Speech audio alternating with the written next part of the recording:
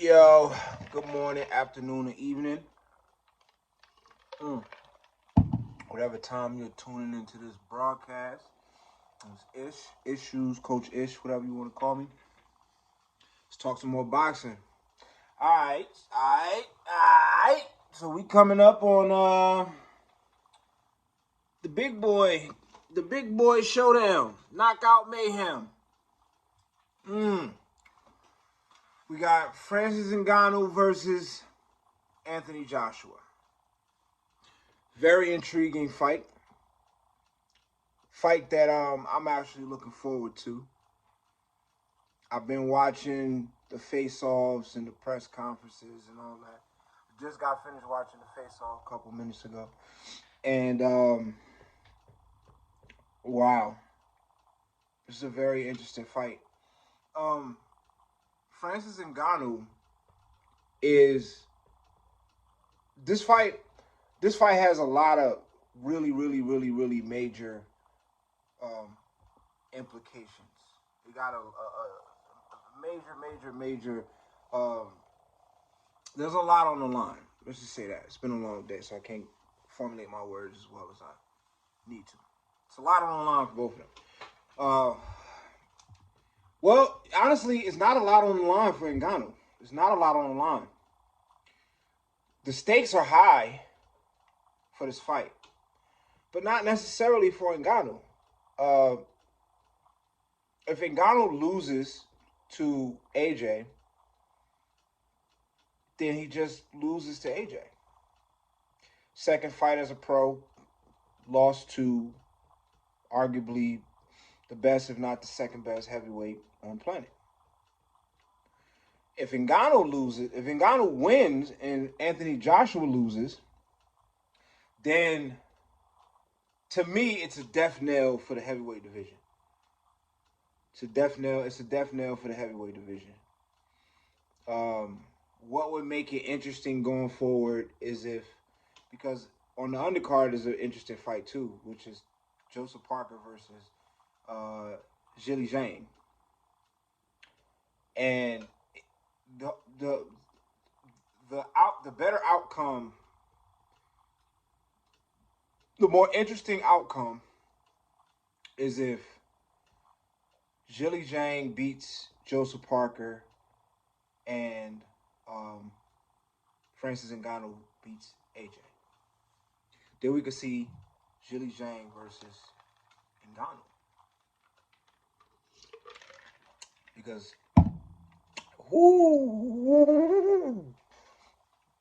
somebody going to sleep. Somebody going in a coma.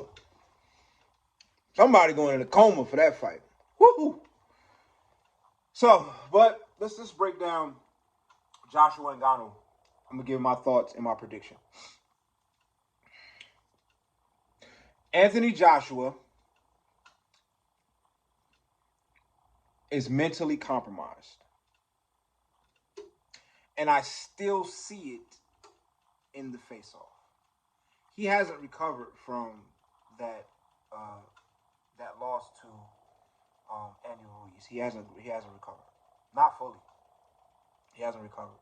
I mean, think about it. He took that loss. He avenged the loss. But avenging the loss, him taking that loss dropped him all the way from the top. He took a long fall with that loss because it was how he lost. But avenging the loss didn't put him back on top again because of how he avenged the loss. For those who don't remember, short notice, Andy Ruiz took the fight. Supposed to be against Big Baby Miller. Big Baby Miller popped dirty for drugs. Andy Ruiz stepped in short notice and beat the hell out of Anthony Joshua. That's pretty much what happened. The fight was stopped because Andy Ruiz was beating the shit out of Anthony Joshua. Dropped him like four or five times or something like that. Which is ironic that AJ in the face-off asked, he said he asked a question and he made a statement that again points to his mental instability. When I listened to both of them talk, Ngannou was more rooted in reality. And I listen for that going into fights because If you're delusional coming into the fight, that to me that means that your confidence is not where it needs to be. So you're telling yourself extra stuff in order to get your confidence where it needs to be, or you're believing extra stuff for things that are not true, right? So Anthony Joshua was dropped 4 times in that fight, and then he was dropped. Well, no, he was dropped 4 times in that fight. Did he get dropped against Usyk? No, he didn't get dropped against Usyk, but he did get dropped against Klitschko. So in his career, Anthony Joshua has been dropped 5 times. One against Klitschko. I swear I think I'm leaving out a couple. But let's just hang our hats on 5 times. One for Klitschko. He got dropped in the Klitschko fight, and he got dropped 4 times in the Ruiz fight. Okay, and Ruiz dropped him 4 times, beat him up, and they stopped the fight. He came back and won by outpointing him, basically out jabbing him, outpointing him. Plus, Ruiz came in severely overweight. It's a video for another day. Well, actually, I already made that video before. So he asked the question, who's knocked me out or who's knocked me down like that? Now, Ngannou didn't answer the question, but he literally could have just blurted out Andy Ruiz. You ain't never seen me get the shit beat out of me like Andy Ruiz beat the shit out of you and dropped you 4 times in the fight. So, yeah, Andy Ruiz. Klitschko clipped him. Klitschko, they stopped that fight while Klitschko was on his feet. Anthony Joshua had to get up off the canvas. You know what I'm saying? So you got dropped by a little fat kid, and Andy Ruiz, and you got dropped by a 41-year-old Klitschko. Right? Then he said, who hasn't? He was talking about Tyson Fury. Ngannou said something about Tyson Fury being tougher than AJ. And AJ was like, who doesn't knock Tyson Fury down? Everybody knocks Tyson Fury down. That's a lie. That's a flat out lie. That's a flat out lie. That's a lie. Tyson Fury has been dropped 3 times in his career. One was against Steve Cunningham. The other one was against Wilder, famously. And then Francis Ngannou. He's only been dropped 3 times. So AJ has been dropped more times than Tyson Fury has. That's just a fact. So by him saying those 2 things leads me, or certain things that lead me to believe that Joshua is a little bit delusional, or just telling himself things that are not true in order to build up his confidence because he's not 100% confident. Then he made a statement at the end that kind of bothered me, if I'm being honest. Don't bring God into. Bring God into it, but bring God into it the right way. Don't. He said, I have my own legacy and my destiny. He definitely said, my victory is destined by God. Really? You got to show me that one in the Bible, brother. You got to pull out the Quran and show me where it says that, in 2024, Anthony Joshua is destined to be, victorious over everyone. Other than that, you lying on God. And God don't like that. Usually when fighters do that, they lose. It always happens. Usually when fighters do that, they lose. Adrian Broner played with God against Marcos Maidana and got trashed. Can't play with God like that, man. So I just feel like that was overboard on the confidence, self-confidence boosting, right? So don't play with God like that. Don't do that. Don't do that. Your victory is not destined by God, bro. Cut it out. Cut it out. A lot of interesting dialogue in that face-off. Ngannou seems more grounded and confident. Ngannou seems more confident. He looks more confident. He sounds more confident. He's saying flat out, this is what's going to happen. This is what I see. This is what's going to happen. He's saying all the right things. Joshua's kind of being reactive a little bit. I'm sensing a little bit of emotion, sensing a little bit of delusion, and I'm sensing a little lack of confidence. Ngannou's power is real. and his strategy and everything is big. I love the fact that he was like, man, I'm not fighting no 12 rounds. I love it. That's self-awareness. I can't go 12 rounds. He's saying it. That's self-awareness. That's I know what I can do. I know what I can't, and I'm saying I could beat you. That's dangerous. Um, let's talk about skill for skill. First of all, it's safe to say that Francis Ngannou surprised the entire world with his boxing ability. He is a much better boxer than we all gave him credit for. No doubt from his years in MMA. Um, no doubt from his years of idolizing the sport. He said he's always wanted to be a boxer, and it kind of shows. You know what I'm saying? He's like the real deal version of a Jake Paul, which I'll make another video about that, him and Mike Tyson, in a minute. He's the real deal. He's the real deal. He's gotten better. You know what I'm saying? Like, you get better as a fighter, as a boxer. You get better depending on who you fight. He fought Tyson Fury. He went all the way to the top of the heap. He had 10 rounds of experience against Tyson Fury. You know what I'm saying? He got better from that experience. He's better. So we can expect a better version of the Ngannou that faced Tyson Fury.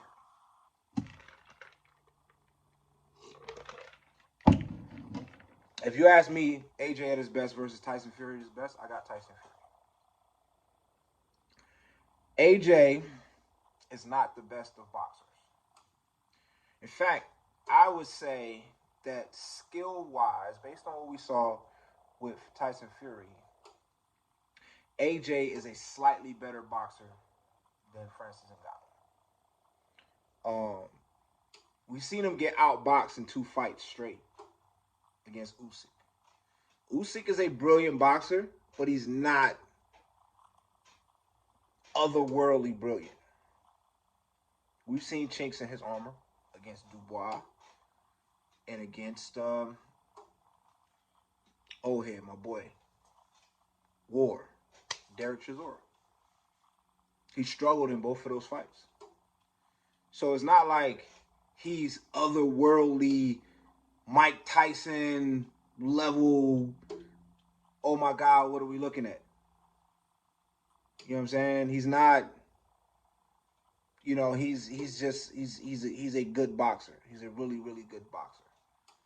You know, for lack of boxing skill in the heavyweight division, he stands out. But take him back a couple eras, he's lost in the shuffle. He's not even champion. You know what I'm saying? When heavyweights could box and bang.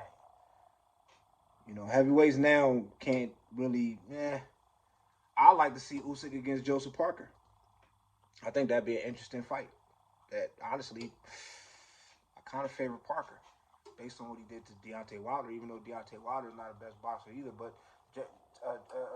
Joseph Parker kind of has a history of doing what he does, and I think what he does will be problems for Usyk. Because if you look at the heavyweights Usyk has only fought heavyweights with limited capabilities. You know what I'm saying? He hasn't fought nobody that's a legitimate heavyweight, but that could box on his level. And that's what I think Joseph Parker is. So Joseph Parker, is an interesting fight for Usyk. So I'm kind of getting off track a little bit, but to reel it back in, if you ask me, I'm picking Ngannou to win this fight. Because, number one, I like what he said. When they asked Ngannou, are you going for a knockout or do you want a knockout? He said yes.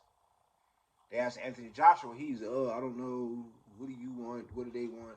He's unsure. They finally wrangled him into saying it, but he was unsure. Ngannou seems to be very focused and very sure of what he's going to do. Now, if Joshua can't hurt you, you got him. And I don't think Joshua can hurt Ngannou. I think Ngannou, what makes MMA fighters, what gives MMA fighters an advantage, the advantage that they have coming into boxing is that they've taken harder shots than boxers have. They've taken head kicks and knees and, you know what I'm saying? Smaller gloves, hit with smaller gloves, hit in unsophisticated ways, which sometimes is harder than getting hit with precise boxing punches. So I don't see Anthony Joshua hitting Ngannou with anything that's going to deter him from what he's come to do. But we've seen Anthony Joshua hit hard and deterred. We've seen it from way lesser punchers than Francis Ngannou, who arguably they say have the hardest punch in the world. They say Wilder has the hardest punch in boxing. They say Ngannou has the hardest punch, period. So I think Ngannou will be able to apply enough. I think Anthony Joshua will do a good job of boxing. I think he will be slightly outboxing him for a while. And then I feel like Ngannou will figure out a way to land something big, and which is going to put Joshua into survival mode. Because what I know about Joshua, that I've seen his entire career, Joshua is a front runner. When he's ahead, he's in there. He doesn't do well digging deep and coming back from being hurt. Or, well, he did against Klitschko, but Klitschko was 41 years old. Let's just keep that in mind. Before anybody in the comments, oh, he did it again. He got up off the canvas against Klitschko. Klitschko was 41. He was 41. He was way past his prime. You know what I'm saying? But against somebody young and dangerous that he can't, and he can hurt Klitschko because of that. Which Klitschko has been dropped and hurt and got up off the canvas himself. Ngannou's a different animal. And I see, because the thing about Joshua that he said out of his own mouth in an old interview, he said he's afraid of losing. Losing messes with Joshua. Ngannou, you heard him in the thing. He actually corrected Joshua, schooled Joshua. Joshua was like, you win, you go up, you lose, you go down. He was like, no, you don't. I lost, and I'm here with you. So it's not about winning and losing. It's about putting on a good fight. That's a dangerous person to fight. That's a dangerous person to fight. Because he don't care whether he win or lose.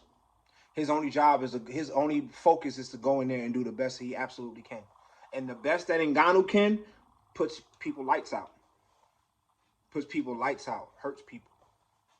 So I think Ngannou is going to hurt Joshua.